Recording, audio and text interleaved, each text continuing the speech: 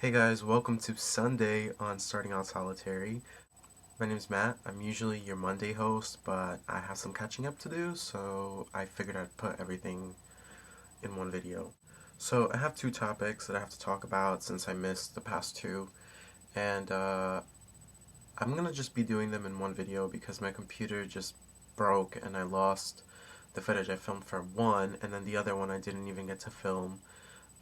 So I'm going to be doing them both here, and it is going to be a little bit more compact than I would like it to be. Like, I wish I had more time, like, to do a video for each one of the topics, but I'm just going to try to breeze through it, and, yeah.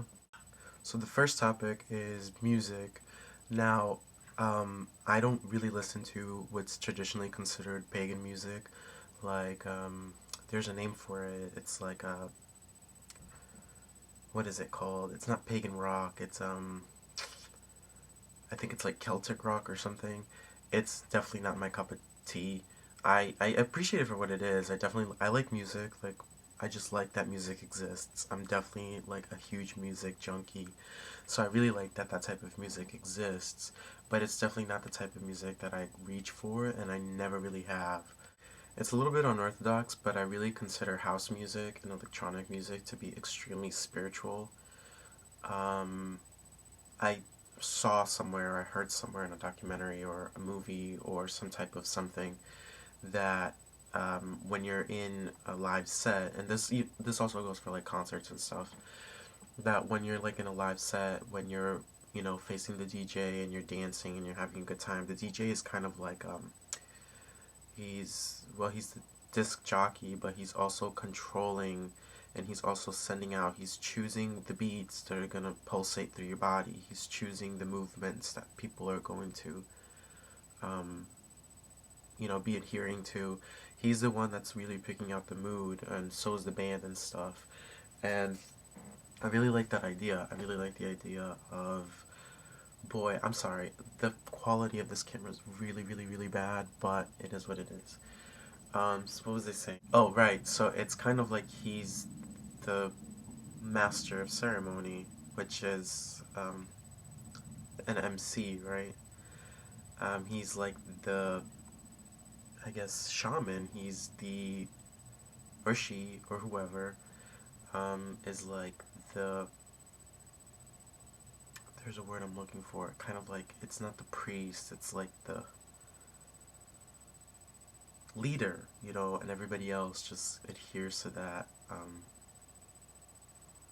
And it's really a beautiful experience.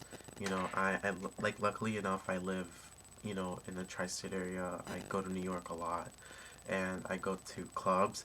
I actually just recently had my first experience where I got kicked out of a club, so that was really interesting.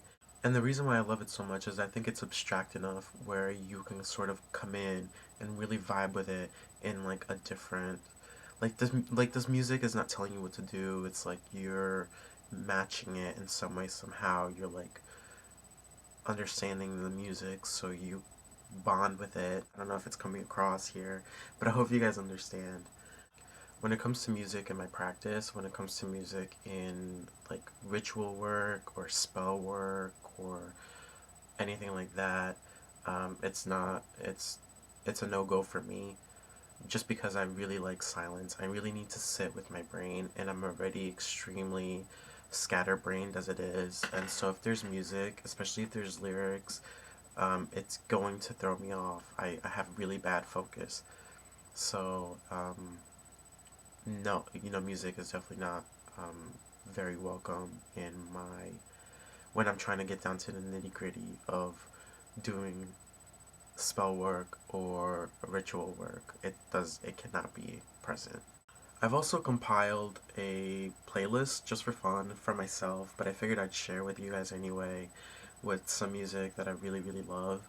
It's very I don't know what it's very, but you can check it out. I'm gonna link it below. You guys can go in and check it out if you want, if you're looking for something different. Um, check it out. The next topic is immortality. Um, my God, where do I even start? It's such a broad topic, but I think I'm going to try to narrow it down in the best way I can. And that is to say that I think that the theme or the idea of immortality through creative storytelling in fiction, in science, in everything ever is one of the most interesting topics in the entire cosmos.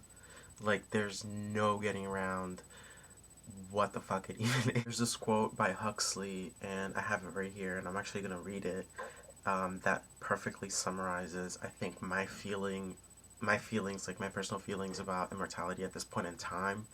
And that is, he says, I neither deny nor affirm the immortality of man. I see no reason for believing in it, but on the other hand, I have no means of disapproving it. So there's a lot of conversation to be had. I love talking about this with my friends all the time, and we just get really into it. I couldn't even start this video because it's just too much. So that's all I had to say on those topics. I'll see you tomorrow.